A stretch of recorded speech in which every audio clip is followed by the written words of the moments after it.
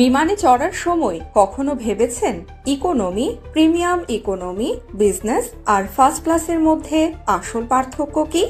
চলুন সহজ করে দেখে নেওয়া যাক।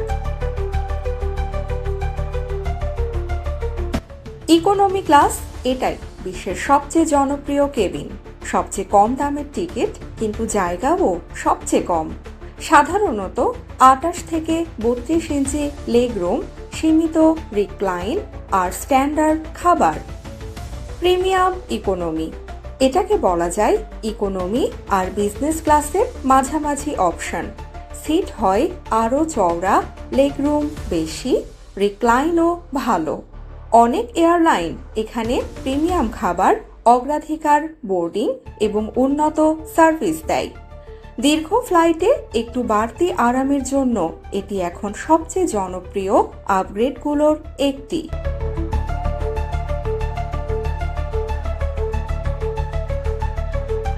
বিজনেস ক্লাস এখানেই শুরু হয় সত্যিকারের বিলাসিতা।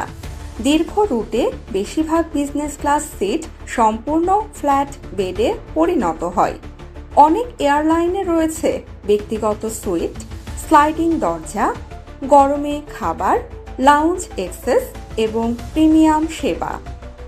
ব্যবসায়ী ও দীর্ঘ দূরত্বের যাত্রীদের কাছে এটি সবচেয়ে চাহিদা সম্পন্ন কেবিন।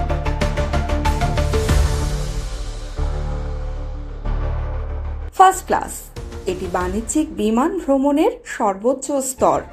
এখানে যাত্রীর সংখ্যা খুবই কম, কিন্তু ব্যক্তিগত জায়গা সবচেয়ে বেশি। কিন্তু এয়ারলাইনে রয়েছে ব্যক্তিগত কক্ষ, আলাদা বিছানা, শাওয়ার, স্পা, এমনকি ডাবল বেডও। খাবারে থাকতে পারে কেভিয়ার, শেফ প্রস্তুত মেনু এবং বিলাসবহুল পানীয়।